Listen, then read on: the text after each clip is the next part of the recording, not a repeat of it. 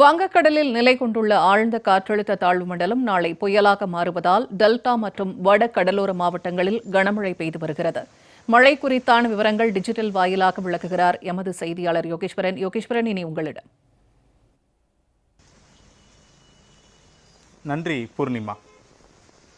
சென்னையில் காலை முதலே தொடர்ச்சியாக ஓரிரு இடங்களில் அந்த கனமழை பதிவாகி வரக்கூடிய நிலையில் டெல்டா மாவட்டங்களில் மிக கனமழை அப்படின்றது ஓரிரு மாவட்டங்களில் ஒரு குறிப்பிட்ட பகுதிகளில் பதிவாகி வருவதாக அங்கு களத்தில் இருக்கக்கூடிய நம்முடைய செய்தியாளர்கள் கொடுக்கக்கூடிய தகவல்களை தெரிந்து கொள்ள முடிகிறது. அதே நேரத்தில் வங்கக்கடலில் இலங்கையில் இருக்கக்கூடிய திரிகோணமலையை ஒட்டிய பகுதிகளில் நிலை கொண்டிருந்த காற்றழுத்த தாழ்வு மண்டலம் என்பது ஆழ்ந்த காற்றழுத்த தாழ்வு மண்டலமாக வலுப்பெற்றிருக்கிறது.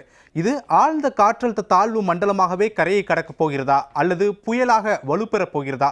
ஒருவேளை புயலாக வலுப்பெற்றால் இது எந்த பகுதியில் கரையை கடக்கக்கூடும்?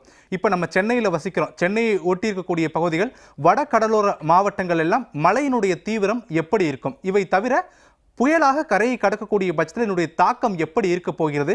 இந்த புயலினுடைய பாதை என்பது எந்த திசையை நோக்கி பயணிக்க போகும்? இப்படியான பல கேள்விகள் தொடர்ச்சியாக இந்த மழை தொடர்பாக இருக்கலாம். இந்த அத்தனை கேள்விகளுக்குமே இந்திய வானிலை ஆய்வு மையம் மற்றும் சென்னை வானிலை ஆய்வு மையத்தினுடைய வானிலை தரவுகள் தொடர்பாக சில புள்ளி விவரங்கள் எடுத்திருக்கோம். அதன் அடிப்படையில் நம்ம டிஜிட்டல் வாயில பார்க்கலாம் பூர்ணிமா.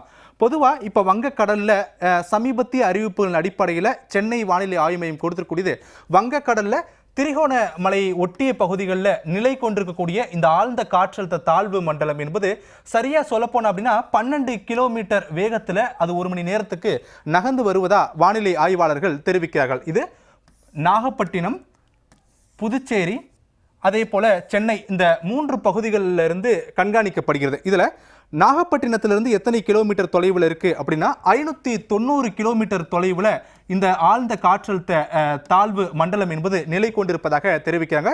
புதுச்சேரியிலிருந்து சராசரியா பார்த்தோம் அப்படின்னா 710 கிலோமீட்டர் தொலைவில் தற்போதைய நிலவரப்படி அது நிலை கொண்டிருக்கிறது. சென்னையிலிருந்து 800 கிலோமீட்டர் தொலைவில் இந்த ஆழ்ந்த காற்றழுத்த தாழ்வு மண்டலம் என்பது நிலை கொண்டிருக்கு. இப்ப சென்னை வானிலை ஆய்வு மையமும் சரி, இந்திய வானிலை ஆய்வு மையமும் சரி, இப்ப இந்த ஆழ்ந்த காற்றழுத்த தாழ்வு மண்டலத்துடைய பகுதிகளை மிக தீவிரமாக கண்காணிக்க தொடங்கியிருக்காங்க. ஏன் அப்படின்னா சராசரியா நேற்று மற்றும் நேற்று முன்தினம் வானிலை ஆய்வாளர்களும் வானிலை மையமும் கொடுத்திருக்கக்கூடிய தகவல்களுக்கு மாறாக மழையினுடைய தீவிரம் என்பது மிக அதிகமாகவே இருக்கு. இன்னும் சொல்ல போனா இன்னைக்கு சென்னையில கனமழைக்கான வாய்ப்புகள் தான் இருக்கும் அப்படின்னு சொல்லியிருந்தாங்க. ஆனா காலையில இருந்து ஓரிரு இடங்கள்ல மிக கனமழை பதிவாகியிருக்கு. சராசரியா காலையில 6 மணிலிருந்து 10 மணி வரைக்கும் 5 சென்டிமீட்டர் வரைக்கும் சென்னையில மழை பதிவாகியிருக்கு. எனவே இது புயலாக வலுப்பெறுவதற்கான வாய்ப்புகள் இருக்கு அப்படின்றது வானிலை ஆய்வாளர்களுடைய முன்கணிப்பு. இப்போ இந்த ஆழ்ந்த காற்றழுத்த தாழ்வு மண்டலம் அப்படின்றது எந்த திசையை நோக்கி பயணிக்க போகுது அப்படின்றத நம்ம பார்க்க முடியுது. நேரடியா இந்த ஆழ்ந்த காற்றழுத்த தாழ்வு மண்டலம் என்பது திரிகோணமலையை ஒட்டியிருக்கக்கூடிய பகுதிகளில் நிலை கொள்வதற்கான வாய்ப்புகள் இருக்கு.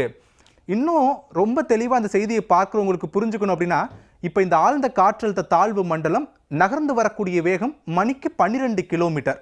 ஒரு புயலினுடைய வேகம் இந்த 12 கிலோமீட்டராக இருக்காது. இன்னும் சொல்லப்போனால் 4 கிலோமீட்டர் 5 கிலோமீட்டர் வேகத்தில் நகர்ந்தால் மட்டுமே அந்த புயலினுடைய தீவிரம் அதிகரிக்கும் அப்படின்றது வானிலை ஆய்வாளர்கள் சொல்லக்கூடிய தகவல். எனவே நாளைய மறுதினம் உள்ளிட்ட தேதிகளில் இந்த புயலினுடைய வேகம் என்பது குறைவதற்கான வாய்ப்புகள் இருக்கு. இந்த வேகம் குறைந்து தற்போது நிலை கொண்டிருக்கக்கூடிய இந்த பகுதிகளிலிருந்து திரிகோணமலையிலிருந்து நிலை கொண்டிருக்கக்கூடிய பகுதிகளிலிருந்து புயலினுடைய வேகம் திரிகோணமலைக்கு மேற்பகுதியிலிருந்தும் நாகப்பட்டினத்துக்கு ஒரு 250 கிலோமீட்டர்ல வரக்கூடிய பட்சத்தில் அது 2 நாட்கள் நிலை கொள்வதற்கான வாய்ப்புகள் இருக்கு. நிலை கொள்ளும் போது மழையினுடைய தீவிரம் மிக அதிகமாகவே இருக்கும் அப்படின்றது வானிலை ஆய்வாளர்கள் சொல்லக்கூடிய தகவல்களாக இருக்கு. ரெண்டாவது விஷயம், இது நாளைய தினம் புயலாக வலுப்பெறுவதற்கான வாய்ப்புகள் இருக்கு அப்படின்னு சொல்லி சென்னை வானிலை ஆய்வு மண்டலம் தரப்புல தெரிவிக்கப்பட்டிருக்கிறது.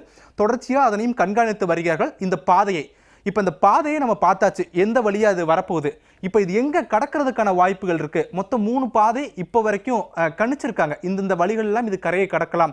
ஆனால் இன்னும் எங்களால் உறுதியாக சொல்ல முடியல அப்படின்றது வானிலை ஆய்வாளர்களுடைய தகவல். பாதை 1 முதல்ல பார்க்கலாம். இப்போ இங்கிருந்து வரக்கூடிய இந்த புயலினுடைய பாதை என்பது மொத்தம் 4 முறை திசையை மாற்றுவதற்கான வாய்ப்புகள் இருக்குது அப்படின்னு சொல்லி வானிலை ஆய்வாளர்கள் சொல்கிறாங்க. 4 முறை மேற்கு நோக்கியும் மீண்டும் கிழக்கு நோக்கியும் வடமேற்கு நோக்கியும் இது பாதையை மாற்றிக்கிட்டே இருக்கும். இந்த பாதையை மாற்றும் போது நிலை கொள்ளக்கூடிய நேரம் அதிகரிக்கப்படும் போது இது நாளை புயலாக வலுப்பெறுவதற்கான வாய்ப்புகள் இருக்கு.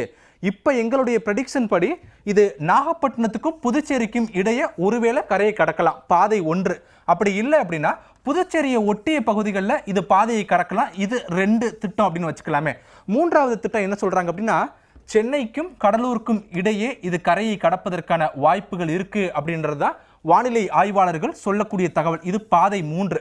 இப்போ பாதை 1, பாதை 2, பாதை 3 இந்த 3 பாதைகளை தீர்மானிச்சிருக்காங்க. இது ஒருவேளை நாளை புயலாக வலுப்பெறக்கூடிய பட்சத்தில் கரையை கடப்பதற்கு இதுக்கு ரொம்ப அதிகமான சான்ஸ் எதுக்கு அப்படின்னா 90% வச்சுக்கலாம். இந்த பாதை 3க்கு 90% வாய்ப்புகள் சென்னைக்கும் கடலூருக்கும் இடையே இது கரையை கடப்பதற்கான வாய்ப்புகள் இருக்கு. சென்னைக்கும் கடலூருக்கும் இடையே கரையை கடக்கக்கூடிய பட்சத்தில் சென்னை வடை கடலோர மாவட்டங்களில் மிக முதல் அதி கனமழை வரை பெய்வதற்கான வாய்ப்புகள் இருக்கு. அப்படி நம்ம பார்த்துக்கிட்டோம் அப்படின்னா சென்னையிலிருந்து இந்த புதுச்சேரி வட கடலோர மாவட்டங்கள் நாகப்பட்டினம் வரைக்கும் இந்த மழையினுடைய தீவிரம் இருக்கும். இன்னும் சொல்ல போனோம் அப்படின்னா மதுரை, அதே போல இந்த இடத்துல சிவகங்கை வரக்கூடிய பகுதிகள், இந்த குறிப்பிட்ட பகுதிகளிலும் மழையினுடைய தாக்கம் மிக கனமழையாக பதிவாவதற்கான வாய்ப்புகள் இருக்கு அப்படின்றது சென்னை வானிலை ஆய்வு மையம் சொல்லக்கூடிய தகவல்கள். சென்னையில் இன்று காலை முதல் தொடர்ச்சியாக 5 சென்டிமீட்டர் மழை அப்படி பெய்திருக்கக்கூடிய நிலையில டெல்டா மாவட்டங்கள், இந்த நாகப்பட்டினம் இந்த குறிப்பிட்ட பகுதிகளை டெல்டா மாவட்டமாக வரையறுத்து இந்த டெல்டா மாவட்டங்களில் ஓரிரு இடங்களில் மிக கனமழை பதிவாகி இருக்கு அப்படின்றதும் வானிலை ஆய்வு மையம் சொல்லக்கூடிய தகவல்களாக இருக்குது. தற்போதைய நிலவரப்படி திரிகோணமலையிலிருந்து சராசரியாக நம்ம சொல்ல போனால் திரிகோணமலையிலிருந்து எத்தனை கிலோமீட்டரில் நிலை கொண்டிருக்குன்னா 310 கிலோமீட்டரில் திரிகோணமலையிலிருந்து நிலை கொண்டிருக்கு. இந்த 310 கிலோமீட்டரில் நிலை கொண்டிருக்கக்கூடிய இந்த ஆழ்ந்த காற்றழுத்த தாழ்வு மண்டலம் அப்படின்றது 12 கிலோமீட்டர் வேகத்தில் நகர்ந்து வந்து நாகப்பட்டினத்திலிருந்து ஒரு 250-270 கிலோமீட்டரில் அது 2 நாட்களுக்கு நிலை கொள்வதற்கான வாய்ப்புகள் இருக்கு. இப்படி நிலை கொள்ளும் போது இந்த புயலினுடைய தீவிரம் காரணமாக புதுச்சேரி, சென்னை, வேலூர் உள் மாவட்டங்கள், வட உள் மாவட்டங்கள், அதே போல வட கடலோர மாவட்டங்கள்ல அடுத்த 2 நாட்களுக்கு மிக முதல் அதி கனமழைக்கான வாய்ப்புகள் இருக்கு அப்படின்ற தகவல்களையும் வானிலை ஆய்வு மையம் தெரிவித்திருக்கிறது. பூர்ணிமா, இன்னும் ரொம்ப தெளிவாக புரிஞ்சுக்கணும் அப்படின்னா கடந்த ஏற்கனவே 2 முறை இதே போல வங்கக்கடலில் உருவான காற்றழுத்த தாழ்வு பகுதி சென்னையை ஒட்டியும் ஆந்திர கடலோர பகுதிகளை ஒட்டியும் கரையை கடந்திருக்கு. ஆனால் செய்திகளில் சொல்லப்பட்டதன் படியும் சரி, அதே போல வானிலை ஆய்வு மையம் கொடுத்திருக்கக்கூடிய தகவலின்படி மழை பாதிப்புகள் பெரிய அளவில் இல்லை. ஆனால் இப்போ உருவாகி இருக்கக்கூடிய இந்த ஆழ்ந்த காற்றழுத்த தாழ்வு மண்டலமாக இது புயலாக கரையை கடக்கக்கூடிய பட்சத்தில் சென்னை வட கடலோர மாவட்டங்கள், குறிப்பாக கடலூர், நாகப்பட்டினம் உள்ளிட்ட பாதிப்புகளில் மழையினுடைய பாதிப்புகள் மிக அதிகமாக இருக்கும் அப்படின்ற ஒரு தகவல்களையும் தெரிவிச்சிருக்காங்க. இன்னொரு கூடுதலான விஷயம் என்ன அப்படின்னா, இந்த பருவமழை காலங்களில் உருவாகி இருக்கக்கூடிய புயல் என்ற ஒரு காரணத்தால் நாளை உருவாகக்கூடும். அது புயலாக உருவாகக்கூடிய பட்சத்தில் மழையினுடைய பாதிப்பு, அதாவது மழை காரணமாக பெய்யக்கூடிய அதீத கனமழையால் ஏற்படக்கூடிய வெள்ள பாதிப்புகள் இருக்கும். காற்றினுடைய வேகம் மிகப்பெரிய அளவுக்கு இருக்காது. காரணம் சொல்ல போனா அப்படின்னா நம்மளுடைய வெயில் காலங்களில் உருவாகக்கூடிய புயலினுடைய தீவிரமும் இந்த மழை காலங்களில் உருவாகக்கூடிய புயலுடைய தீவிரமும் வெவ்வேறாக இருக்கும். வெயில் காலங்களில் உருவாகக்கூடிய புயலுடைய தீவிரம் காற்றினுடைய தீவிரமாக இருக்கும். மழை காலங்களில் உருவாகக்கூடிய புயல் என்பது மழையினுடைய தீவிரமாக இருக்கும். இது வடகிழக்கு பருவமழை சார்ந்திருக்கக்கூடிய காலம். எனவே இந்த மழை காரணமாக ஏற்படக்கூடிய பாதிப்புகள் தான் சென்னை உள்ளிட்ட வட கடலோர மாவட்டங்களுக்கும் இந்த டெல்டா மாவட்டங்களுக்கும் அதிகம் இருக்கும். இருந்தாலும் கூட காற்றினுடைய வேகம் என்பது சராசரியாக மணிக்கு 60 கிலோமீட்டர்லேருந்து 70 கிலோமீட்டர் வரை வீசுவதற்கான வாய்ப்புகள் இருக்கு. இது புயல் என்பது தொடர்ச்சியாக உருவாகி அது சென்னை, நாகப்பட்டினம், புதுச்சேரி இதிலிருந்து சராசரியாக ஒரு 300 கிலோமீட்டர் தொலைவில் நிலை கொள்ளும் போதும் தான் இந்த காற்றினுடைய வேகம் அதிகரிப்பதற்கான வாய்ப்புகள் இருக்கிறது அப்படின்ற ஒரு தகவல்களையும் சென்னை வானிலை ஆய்வாளர்களும் தனியார் வானிலை ஆய்வாளர்களும் இந்த தகவல்களை தெரிவிச்சிருக்காங்க. பூர்ணிமா.